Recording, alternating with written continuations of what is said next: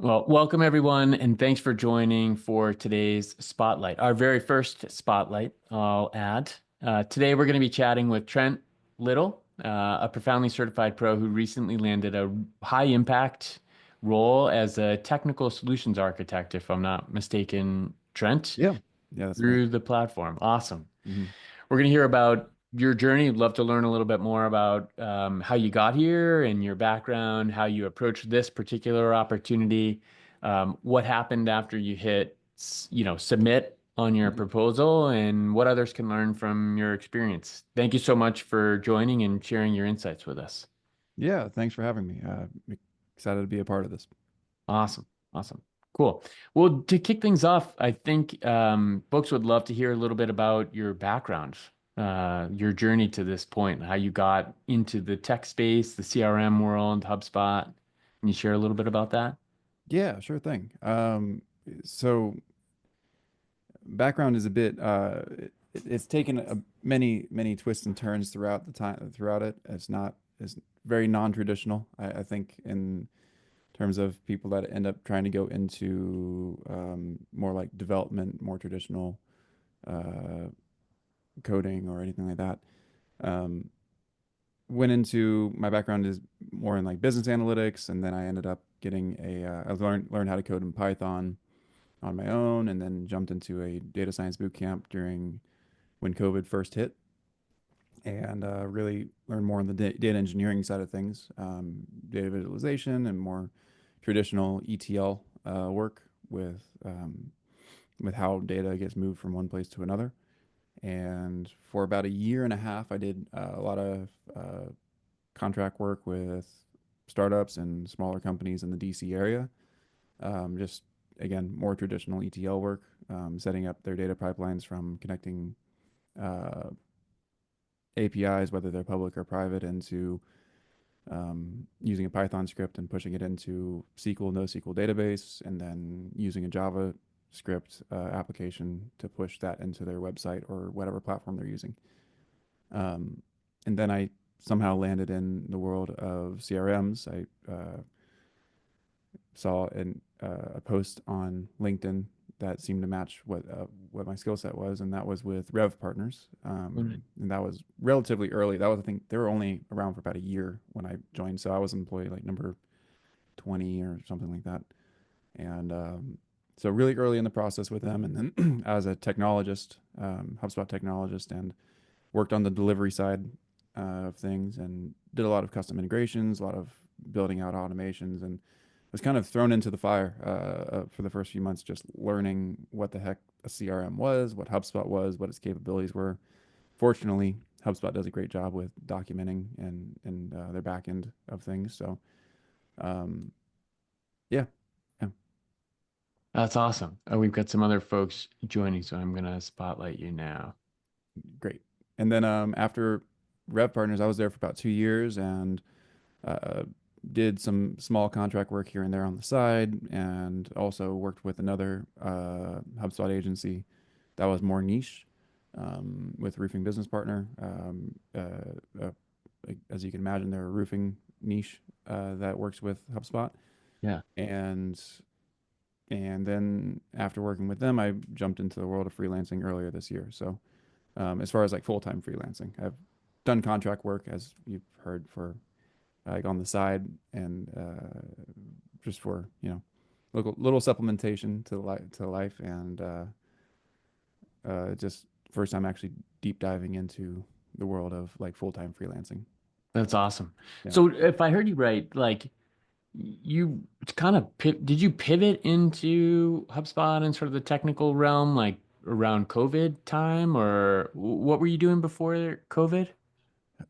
So prior to COVID, I got my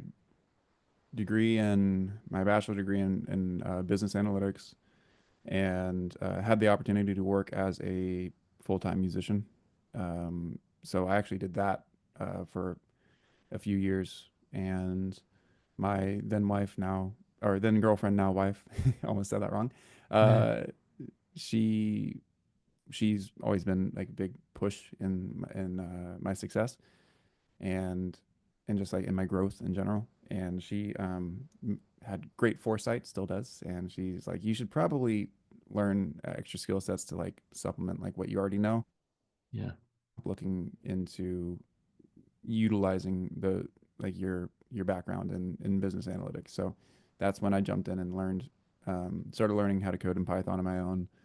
And like not even a month later, that's when COVID hit. And so no more playing, no more gigs, no more playing out as a musician. So um, I so I that's when I jumped into the data science boot camp and became a tutor TA as a data science and did a lot of contract work for about a year and a half as a data engineer. Gotcha. That's awesome. That's Yeah. awesome. And so what inspired the move to freelance? Um, a lot of it necessity, and just noticing the trends in the market. Moving to freelance was because I was looking for full-time roles like pretty heavily for the first couple months. I mean, I submitted about 300 applications. I tracked it in a spreadsheet and being into data, so I just interested in seeing what that looked like over time. But I Yeah. applied to about 300 different positions within a 2.5 month period of time, starting in end of December, early January, Hmm. and um, I just started noticing more of a trend where uh, there seemed to be more opportunity in freelance work. So late February, early March is when I decided to fully go in and put more effort in actual like obtaining contracts and whatnot. So and then landed actually first couple contracts with whether it was through LinkedIn, through warm leads that way, or through actually Hub Search. Yep. I landed my first one through there, and then Gotcha. yeah. And is that what brought you to Profoundly? Yeah, I knew the people over at HubSearch, including Jason, but that team is great. They actually placed me at my previous role, so that's why I already had the connection and familiarity there, and kept in touch with some of the team members over there. So that's why that's how I got the contract to begin with, because I reached back out right away when I was starting to look for more work, and they mentioned that they have some contracts that were coming through, like part-time contract roles that were coming through. So that's Yeah. when yeah. Yep. That's And then awesome. and then Jason posted on LinkedIn, and that's how I found out about Profoundly, and that's when I was just like, oh, this seems like a perfect opportunity to try to jump in and be an early mover and being a part of this whole journey that Profoundly is. That's awesome. Well, we're glad you're here. Yeah, yeah, it's been great. Cool. Well, let's talk a little bit about this job, right? This spotlight is about the technical solutions architect Mhm. job that you recently won. Um, can you talk to us a little bit about what the job was, like what the client was looking for at a high level? Yeah, well, really, what they wanted is I know I'm going to try not to use the name of the title of the position itself, but they Yeah. needed someone that was very familiar with HubSpot in a consulting type of role, that has a technical background. So it's not just being able to advise or do audits or do just a lot of HubSpot admin level work, Yeah. but it's also having the technical proficiencies to do like to deal with custom integrations, automations, workflows, stuff that's on the Ops Hub side of things, and just things that being have that having that comfortability to manage projects that are non-standard in HubSpot. Yep. Yeah, Yep. that's a high level overview of what they were looking for. Yeah. Um, and I know that there was a little bit of I know there was a little bit of negative feedback initially on like the way that the job was posted, but uh, I actually thought that what was negatively commented aligned with what I was looking for specifically, because they were looking for someone for like a long-term contract consultant type of role, that had that wide breadth of skill set. So Yep. it fit more in what I was looking for anyway. Yeah. I like that. I'm like transparently, I like that profoundly something for everybody. Like Mhm. There's long-term things, ongoing, short-term things, fixed fee, hourly. It's there's a little bit of Yeah. something for everybody. So cool. When you saw the opportunity come through, like, what were your first thoughts? Like, what caught your attention? Why'd you click on it? Well, I mean, to be honest, like I click on every single job post that comes through. I'm Nice. very aware of my notifications, and I have them set to where I see something through profoundly, I click on it and check out what it is. Nice. Within the day, like within a couple hours of it being submitted. So Yeah. I saw it, and actually I didn't put a proposal in right away. There was a couple of points that they were asking for that I theoretically had comfortability with, but Yeah. I had never put into practice some of like the integrations that they were bringing up as points of like what they were looking for. Yeah. So I actually didn't put in a proposal right away. It was when you like reposted the position, be like, hey, just wanting to get a little bit more traction on That's this right. role, and that's when I just like, well, I might as well just throw my hat in the ring and go from there. So Yeah. it was one that I actually didn't initially put a proposal on just because of uh, I didn't want to go through and I didn't want to misrepresent like what I could do with like to help them on, you Yep. know. That's right. This was the one, wasn't this the one that like got posted? They had challenges in the beginning, the way they posted it, it wasn't visible to everybody, and this and this. I think that might have been part of the issue as well. Yeah, I Yeah. can't remember offhand exactly Yeah, yeah, the yeah. exact Got timeline it. or time frame of it, Yeah. but yeah. I remember when you responded. That's awesome. And So that's like, that's good yeah. lesson in there too, right? Like, Hmm. it wasn't a no-brainer and took a shot at it and won it. Yeah, yeah, absolutely. That's cool. That's cool. Um, now just like on this particular job, how does it align with your background and your expertise? Like, how did you feel? You mentioned like it wasn't a perfect fit, but you took a swing at it. Yeah, well, so some of what they were looking for, if I remember correctly, like one of the integrations that they mentioned off top was, it could be wrong, but it was with like Snowflake, and it's just like I have experience with Snowflake, but I've just because of most and I know what it's capable of in HubSpot, but I've never personally worked on it just because typically the companies that are using that integration have like you have to have enterprise, or at least at one point you did have to have an enterprise to be able to even have access to that native integration in OpsHub to integrate into Snowflake with HubSpot. But then and most of the time it's like enterprise level companies that have those. So it's not very many opportunities from that I've had to be able to work on that. So I that's the reason why I didn't go into initially. But I mean, this first project that I'm working with, I'm already on. I've already gotten ingrained in into everything is a NetSuite integration, and NetSuite integrations are infamously not the easiest if they're not standard. So Yeah. Yeah. yeah. Awesome. So you decided to apply. How did you approach the proposal? Like, can you walk us through what your thought process was when you responded? Yeah, so um, all my proposals are I generally follow the same kind of framework of I look at what the requirements are of what the job posting is. I compare it to what skill set I have and experience that I have and bring, and I typically outline it to where I include like I try to keep my proposals pretty concise. I don't. I, I personally don't think that like if I was looking at a proposal, I wouldn't want to be reading this huge like cover letter. Yeah.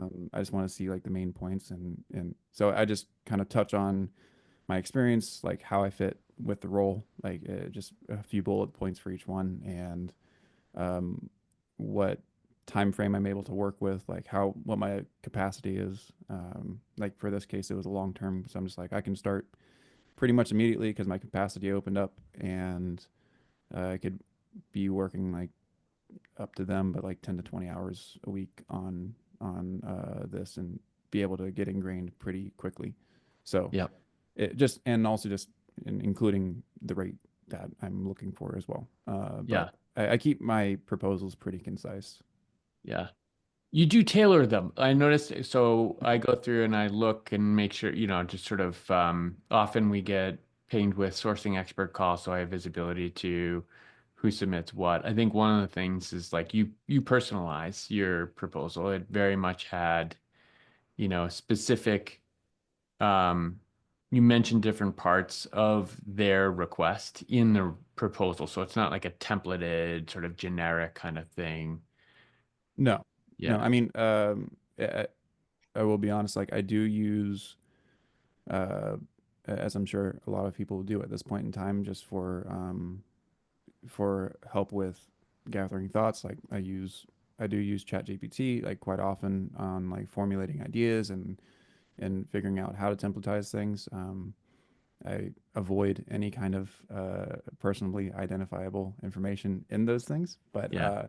I it has my it has my basic background and information, and if I pull in the the job itself into it spits out a general proposal outline that I heavily edit just because I don't like a lot of the verbiage, and I have to deformalize a lot of times, which is interesting because I want to actually sound like a person. I want to sound like myself talking. So I deformalize a lot of things. I do personalize based on what's been posted. And again, just try to stay concise with what's being said.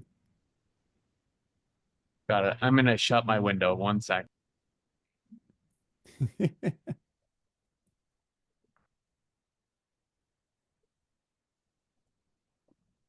Sorry about that. All good. Awesome. Awesome. And I know we've got some folks that have joined too, so we'll leave time to open it up for questions here in a bit. Awesome.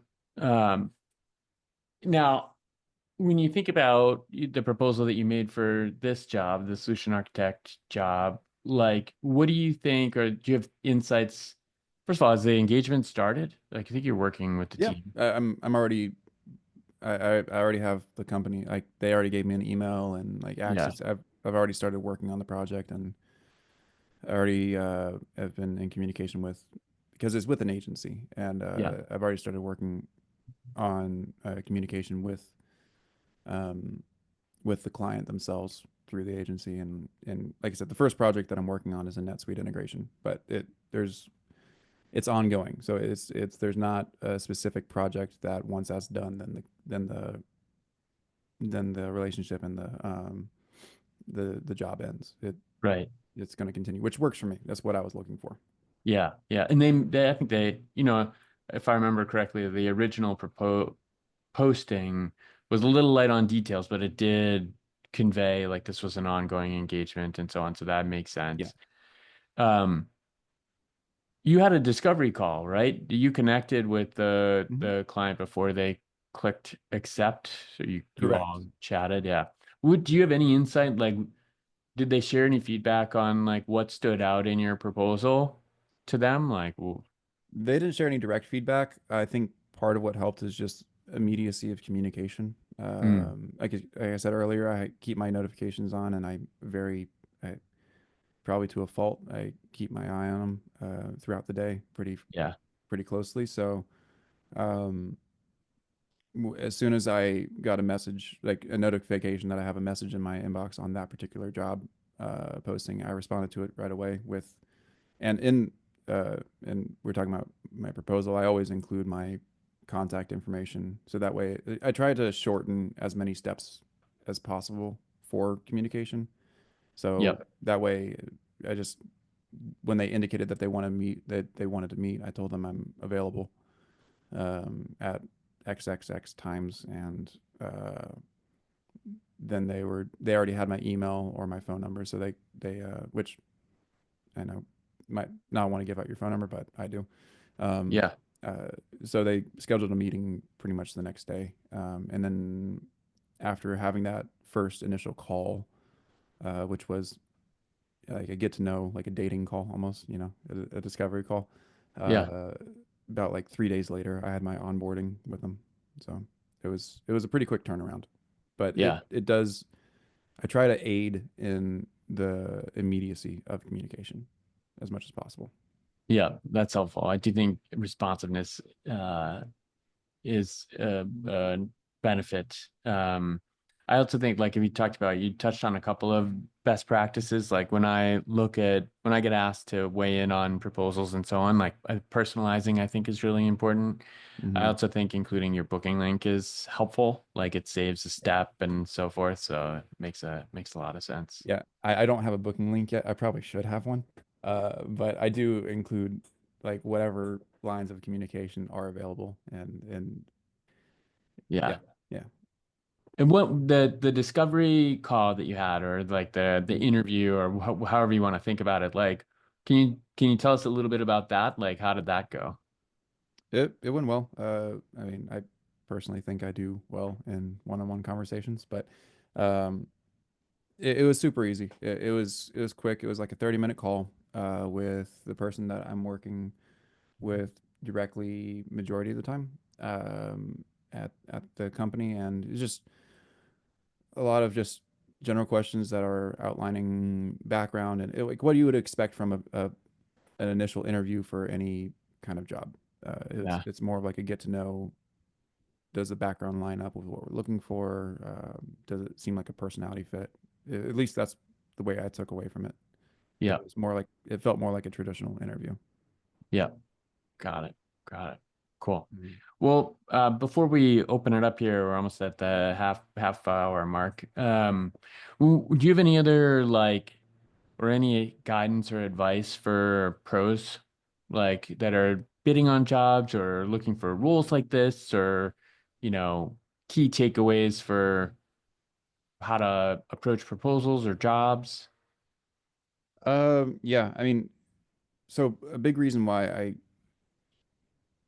well, before I get into that, is this was like my 10th, I think, proposal or something like that. Yep. And this is the first job that by chance I had actually another job got accepted right after that. But it it was after like 10 proposals that I submitted that I landed this first one. So it's just the consistency of submitting and trying to submit as quickly as possible, like but not like making sure that everything still looks good. Yeah. Um, I keeping my notifications up. That's again, I think the biggest thing for me is just immediacy and Yeah. and trying to be on top of it as much as possible. And having the format that I set up for myself for creating personalized proposals, it makes it a little bit easier. I don't spend. I used to be really bad about trying to be perfectionism, like in what I deliver, but that would always create where it just takes too long to get something done. So I try not to spend too much time on it because then I'm going to overthink it. So I just spend a bit of time on it, edit it to where I think it's good enough, and send it out. Yep. Um, so good enough is sometimes, or most of the time, better than not sending anything. So Yeah. um, just continuing to do that and keeping notifications turned on. I like it. Quick to I respond. like it. Yeah. Good deal. All right. Well, let's do this then. We covered a lot of ground. It's recorded for anyone that may have missed the first Mhm. part of the call. If anyone in the audience has a question for Trent, feel free to turn your camera on and come off mute and ask away.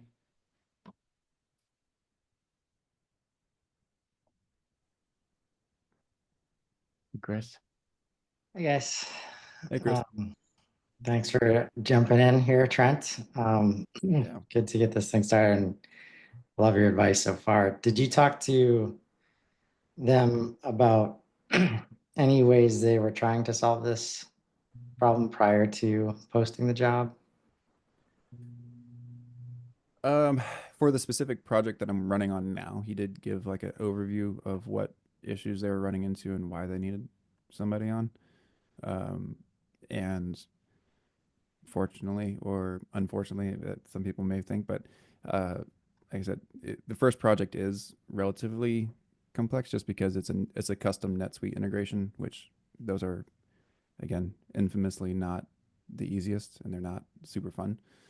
But it so I overviewed what he gave me like a brief breakdown of what they had done already, and they basically that the native integration that HubSpot has and that NetSuite has just wasn't cutting it for one of the objects that they really needed over. And I just provided confidence and examples of work that I've done before that could aid in in how it could potentially address the situation, and Yeah. just keeping it as a relatively Okay. relaxed conversation, not like trying to sell them or anything, just talking. Yeah. Right. Do So they as have far other HubSpot experts that they work with, Trent? Yeah, it's a HubSpot agency, so they have people in, and I could be wrong, but I believe that they have other contractors that they bring in every now and then. Yeah. Um, Any yeah, idea? I don't know exactly because I'm still meeting a bunch of people in the team. Yeah. Any idea how they like came about those other experts, other contractors? It's just network. I'm not fully aware. Yeah. I know that they were um, when I was brought into the call, he was just like, "Oh yeah, we saw that Profoundly came about, and they just wanted to try it out and see how it went." So, um, which so it sounds like they got as far as they could with the specific project, ran yeah, out of expertise, and then yeah, exactly. And it's not just for this. Like they have more than a handful of projects that they have lined up that need attention. right. But that's also like why their posting was pretty broad and Mm. relatively vague, but like it was pretty broad. And I know that had, like mentioned earlier, that had a lot of different types of feedback from professionals within the community, but uh, it fit with what I was looking for and what I could provide. So it just worked out for me. I know it wasn't everybody's cup of tea for that kind of proposal, but it's like some of these like some of these marketing ones that I've been coming across. Those are not for me, right? I can do a lot of the Right. technical dev, a lot of the solutions engineering type of roles, and those are what I excel in. So but it sounds like you're being able to show a portfolio of, say, complex integrations Hmm. was what really like helped them decide. Yeah, and I didn't even have to necessarily like dig into a portfolio. It's just being able to talk on a topic with confidence and like with clear understanding. Yeah. I think it's a big opportunity. We're seeing it all over the place right now Hmm. in terms of either agencies or end users reaching the end of their expertise and just wanting to feel like somebody they're talking to knows what to do next. Um, so that tracks with what we're seeing out here, especially when it comes to NetSuite integration. Yeah, no kidding. It's not like I want to be flooded with NetSuite integration projects. That's not what I want to be dedicating my life to. But yeah, Yeah. yeah, Awesome. Awesome. Thanks, Chris. Hey, Trent. So it sounds like in this one you had the initial submission, which was kind of like, we just need help without a lot of specifics. I mean, did they mention it was like NetSuite integration in the initial proposal, and then you kind of knew at least the top contour of what it was going to be about? Or did you just kind of go in and show up and they were like, oh, it's a NetSuite integration, and you had to like on the spot, like figure out like, oh, can I do that? Can I not? Like, how much information? It seems like there's always going to be this element of some information is submitted at the intake of the project, but then, the real nuts and bolts is always communicated in that first kind of general meeting. And so, what was like that process for you of just going in, not knowing certain elements, and then um, just yeah. So what? deciding to commit to it? Yeah, yeah. It's a great question.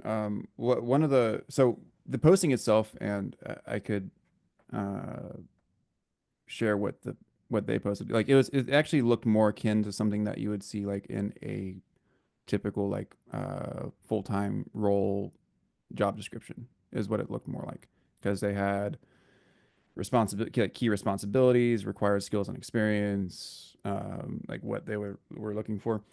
So there was nothing that was project specific. They had like I'm reading off of right now, it's like they wanted it, like one of the responsibilities was architecture and strategy, like design document integration architectures across platforms like HubSpot, Salesforce, Gong, Clay, ZoomInfo, Snowflake, and then like skill sets that are like using APIs, middleware, custom scripts, configuring data models.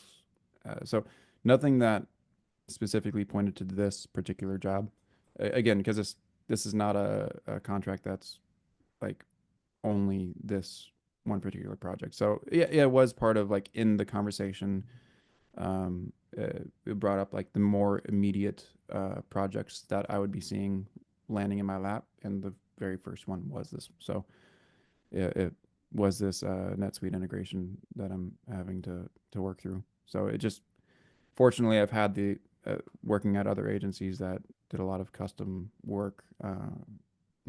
I've had some experience with that before, so I could talk onto it relatively comfortably in the moment that it was brought up. So asking you to like speculate here, did it seem like they kind of engaged with the profoundly in the intake as like we've got like 5 or 6 projects we need help on, and it could be any one of these that we, you know, offload whoever submits onto, and then they kind of decided which project to actually pull the trigger on based on the response? Or do you think they came in with, we need this exact project that we need help on immediately? They had a lineup of engagements that they are ones that they already had closed, and ones that they're already started working on, and others that they have planned out like down the line. Like you would see in most agencies, like there's project maps of when things are lining up time frame wise.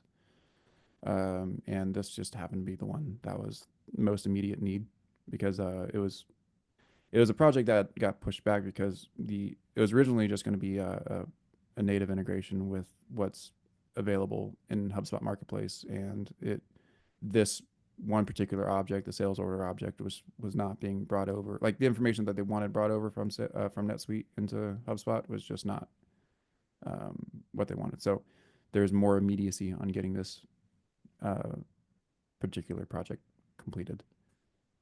Yeah. Cool. Thanks. Yeah, absolutely. Well, I see Chris came back on. Yeah, I think you could share some advice. Since you listed, the list did not include NetSuite, and then um, get handed that. I think there's a challenge in the space right now. And if somebody were looking at that kind of project, they maybe had the integration expertise or the technical aptitude, but they saw a piece of software that they didn't recognize or didn't have experience with.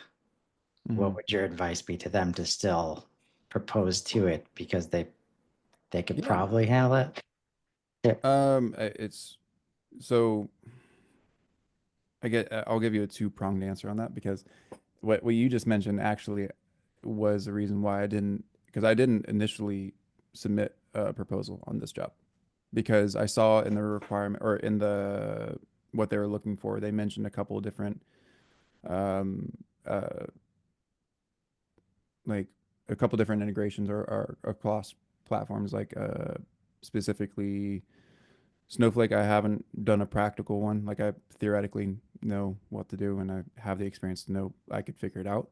Um, and Pretty there was broad. It's pretty broad. yeah, it's I mean, it was very broad. So the way I would handle it, for if something came up that I didn't have any awareness of, or I never had done personally before, it's just like clear communication and honesty is always best practice, because that sets up proper expectations. Be like, hey, I've never done this particular thing before. I have confidence in what I can do and what I can produce, and I can look at documentation, I can figure this out and see and tell you, one, if I can do it, and two, what the requirements to actually do it are. And then go from there. I can give you like a better estimation of like time and effort that is required to get this particular thing done. But know that because I haven't done this, there might be unexpected things that pop up along the way, as with like a lot of big projects in general. But I know this particular job is a little bit of a separation from a lot of the jobs that come across profoundly, because it's not a one-off, right?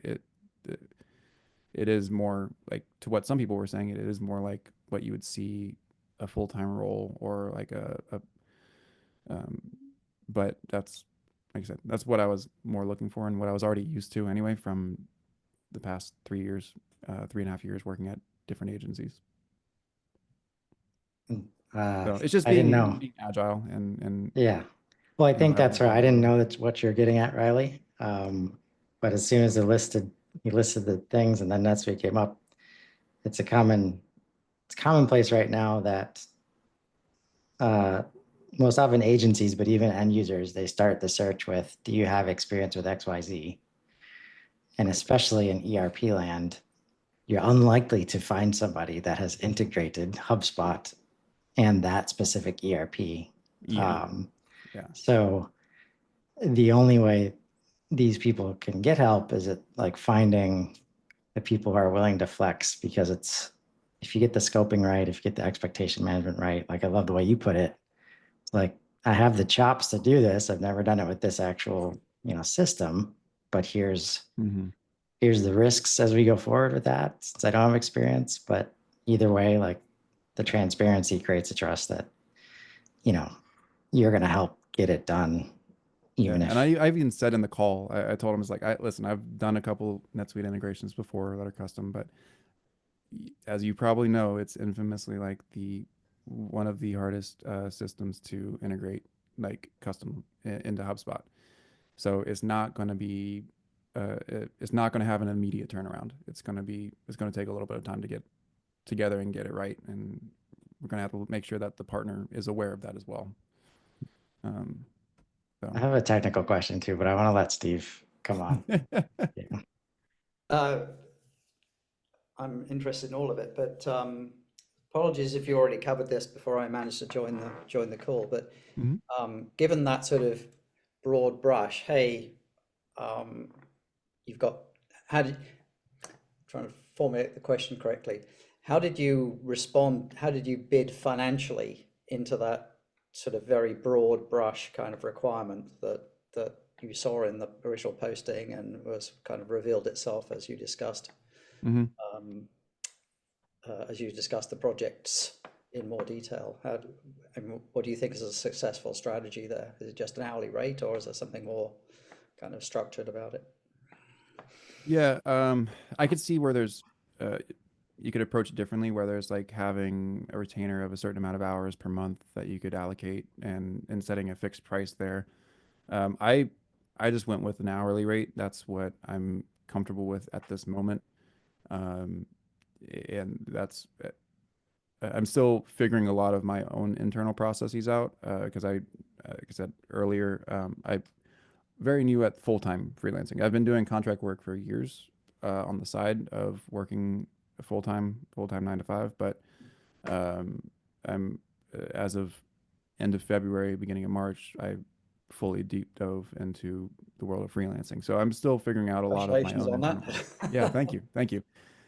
So still figuring out a lot of internal processes and preferences on my end for that. But what I was really looking for was having a certain level of consistency and stability to be able to like build that up first and then go from. So actually having these like hourly based, like long-term contracts are what I was looking for. So this fit really well. But I looked at the range that because this was one of those where they posted a budget that they were willing to allocate, and I went on the higher end of the budget because it was already, the budget on the higher end fit what I was looking for on an hourly rate. It was already, I was starting to increase what my threshold was for if for any kind of hourly rate that I would be providing, my threshold was already starting to increase, and it fit within that threshold that I still had. Yeah. Yeah. One thing, I think the proposal too kind of hints at they were looking for an hourly proposal as opposed to sort of a fixed fee or retainer proposal. And I across the proposals, I think sometimes we see customers kind of hint at that or outright say, I want this type of a proposal. And sometimes we see responses that don't heed that sort of signal from customers. And I think it it can cause confusion. So I think like really paying attention to those signals, and the customer's not always going to know, certainly, right? We're all, in this together. Like sometimes the customers don't know exactly what it is that they need, but paying attention to those signals, this is, I think a pretty well articulated request for help. Like they were expecting hourly rates, and I think you gave it to them, and that was helpful. Yeah, when they listed the budget, they said they gave a range and then specifically indicated per hour. So, but that being said, like the first thing I look at a proposal is like what are the contents of it, or the of a job listing is what are the contents and how well do I fit into it, and then what if they do have a budget, what is that budget that they're looking at? If it fits within my expectations, then great, that makes things easy. If it's not, then if I'm interested in it, then I will still put in a proposal, but with what I think it actually should be worth, and just indicating that I'm open for a conversation to discuss like why it should be that. Congratulations on securing that, and having in the last month or so bruised myself on NetSuite integration with HubSpot. I appreciate managing to solve those issues. So maybe fortunately, it's a relatively simple. Message you on some of that. I appreciate that, Steve. Yeah, fortunately, I will say this, out of other ones, this is only a one-way sync from NetSuite to HubSpot, which makes it a little simpler. Oh, okay. Right. Yeah, well, I've got one-way sync for different objects in this particular one, like 4 different objects. That's fun. Anyway, yeah, it is a tough one. I realized how it would be hard to put that into a fixed price kind of bid. And the person I was working for tried to fixed price it, and it's difficult, shall we say? Difficult. That's another reason why I've been kind of avoiding it, unless I'm like really comfortable with exactly the scope of what they're trying to do.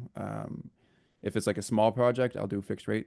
Like I have another one that I won just recently, like right after this one, that is a fixed rate. It's a small project. It's a fixed rate. It was pretty easy for me to decide on. But any of these ones that are long term that I think are going to go well over a month, 2 months, 3 months long term, I have a hard time thinking about how that could be put into a fixed rate, unless you're doing unless you're setting up like a set amount of hours per month and just having a flat rate on a month. Unless the finish line's very well defined, which is rarely the case, right? So yeah. Anyway, thanks. Thanks, Steve. Thanks, Steve. Lie. Hey, Trent. Hi. So congrats on landing that. That's amazing. So I'll admit to being a bit of a nosy booger when it comes to contracts. So you've got, you mentioned using ChatGPT to write some of those things and then personalizing it after the fact. The one that I don't see often, so I was curious if you had this, you have your consultation, you send the contracts over. Do you write in any sort of contingency for, force majeure, act of God, something goes south, there's something they didn't disclose in their system? Is that something that you work in there or not? If there's a flat rate, I will add a contingency, because those are the ones, again, like I think there's risk for dumping a lot of hours, and then all of a sudden it becomes very much not worth the flat rate that was provided. So it's just contingent upon discovery, essentially, and like the final discussion of what it actually is. But I normally add that after. So the one that is a flat rate, not this one, which I think we'll probably touch on another time,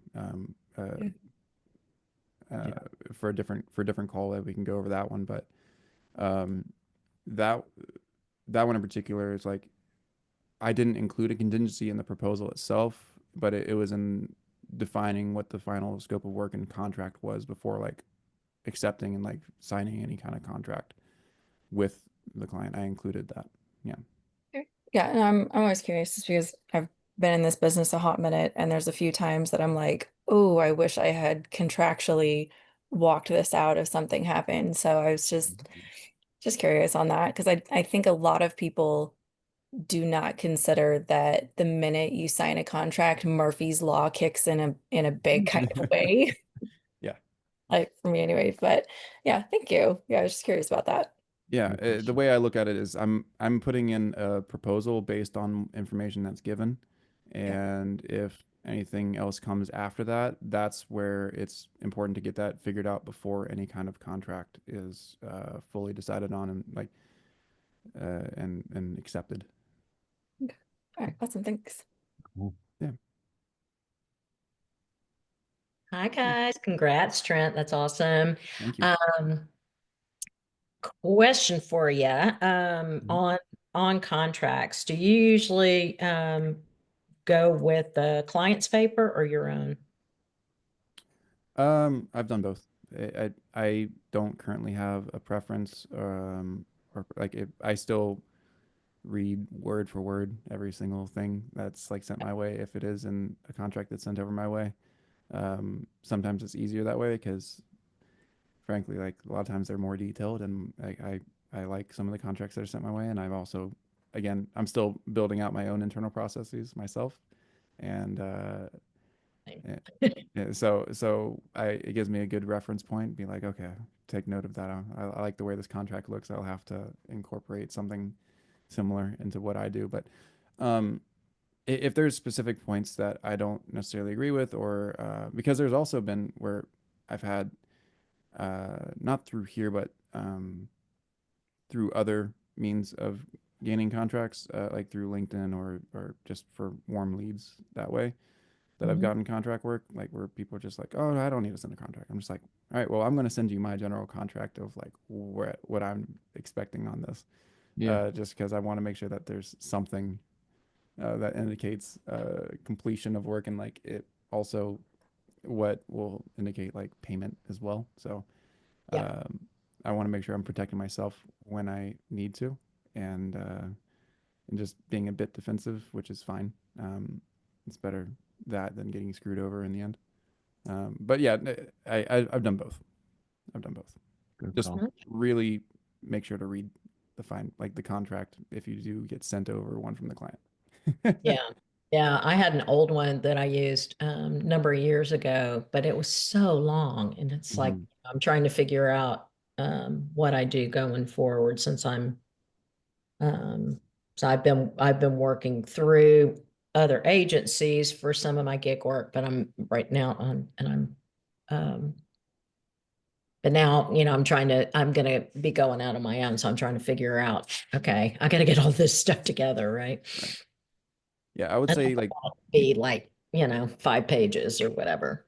right, and I would say like in a vast majority of cases, people are not trying to send you a contract to like including loopholes to screw people out of Right, work, right. right? Most people are operating in good business and in good faith, but it's situations that require contingencies like those. It's more like learning over time, right? So it's just like, Sure. okay, well, I want to avoid that from happening, or just trying to think of things that might potentially come up that just avoids any issues. But yeah, so it's just really reading through the contracts and doing what you feel is protecting yourself. Yeah. Yeah. No, I get that. I think, and thanks for telling us that you had applied to a bunch of them before, because I've seen a couple, like, I'm just what, 2 weeks in maybe on the platform as a pro. And I've seen a couple, but then as soon as I go back and I've started getting perfectionistic and trying to put all of this together at once. And by the time I turned around, there were already 8 proposals, and I'm like, okay, well, I might as well not even go for it. So, but I've done the work in the meantime. Yeah. I'm gonna set myself up for the next one. Yeah. Yeah. You're working on the business while you work in it. When you propose and you sort of refine your proposal, like the next one's getting better, to your point. I would also share, I hope you don't mind me jumping in here, Trent. Like, here's what customers do. They take the 8, 9, 10 proposals that come through and they shortlist them. Like, Right, not all of those proposals are created equal. And right. so, a well-crafted proposal stands out every time for what it's Mhm. worth. Yeah, that Cool. makes sense. Great. And I would actually be interested to go back and look, but I know that this particular job that we were touching on today, there was only 2 proposals on it because Yeah. there was, I mean, it did require more like a technical skill set, which is not, I know everybody's forte, but it like relating to specifically like custom integrations. I know that's not what everybody is into. Just like how I'm not really on the marketing or CMS. Like I could touch on those things, but it's not my expertise. Right, right. Uh, that one in particular only had 2 proposals, and I don't know how much the other one did, but even if it has like, there's been proposals that I've submitted that like I'm just like, oh well, it has 8. I'm just like, oh, I'll just put it out there just for the heck of it, Right. just to see how it goes.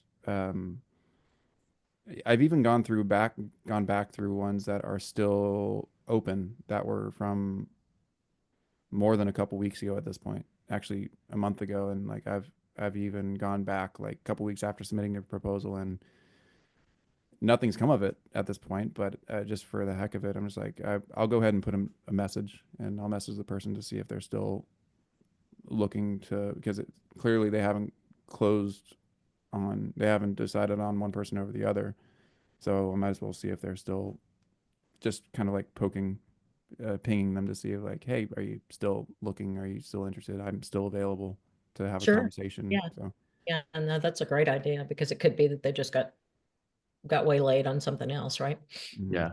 And the more complex the project, I've found the longer the cycle, like they take time to look through them and weigh their options. I think there are like several best practices that I've noticed on the proposals that get accepted. They do consistently a set of things every time.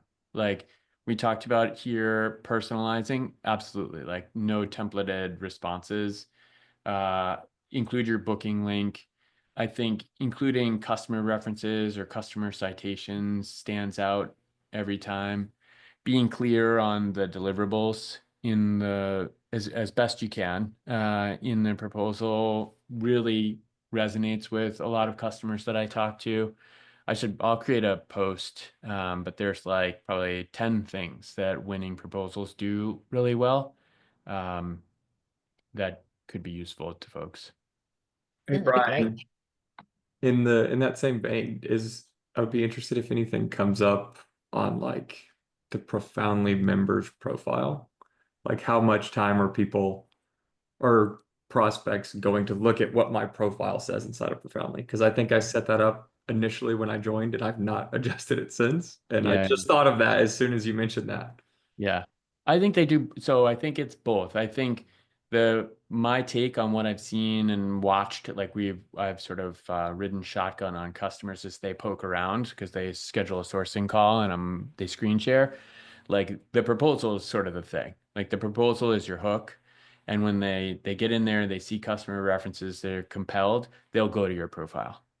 Like Okay, if the so it's proposal like is not compelling, they're not going to your profile. proposals like get on the short list, and then proposals like differentiate yourself once on the short list. Yeah. Yeah. Okay. So, but I'll work on I'll write it mine. up. Yeah, I'll write it up. Industry stands out a lot. Customers ask for that a lot and so on. And then like providing some sense of cost in terms that they're looking for, I think resonates, as you mentioned, Trent, like they were looking for hourly, you gave them hourly, no surprise there. So right. And again, I think it's the because everybody that's in Profoundly, like, it has been vetted and clearly has expertise. So it's the smaller things that are going to be, in my opinion, that will take things like having the immediacy of communication, having the like you said, whether it's like putting meeting links or like I include my email or contact information and say like, love to jump into a call to discuss this further. Yeah. Just the smaller things like that, and keeping it like, I personally don't like my stuff to be overly formal. Yeah, I mean, it covers things and it's professional, but it's not like super overly formalized, and I keep it very short and simple. Awesome. Yeah, Cool. Well, what a great way to wrap. I can't believe the hour flew by. it did. Uh, It was yeah. great. Yeah. Yeah. This was awesome. Trent, thank you so much for joining and sharing your insights. Congratulations again on the huge win, and just appreciate everything you're doing to help millions grow better than ever together. Yeah, thanks, Brian. This was a pleasure. I'm glad to be the first one in the Spotlight series for this, and looking forward to hearing other people's stories as we move forward in this. Awesome. Thanks, guys. Sounds great. All right, we'll see you on the next Spotlight, everybody. Thanks, everyone.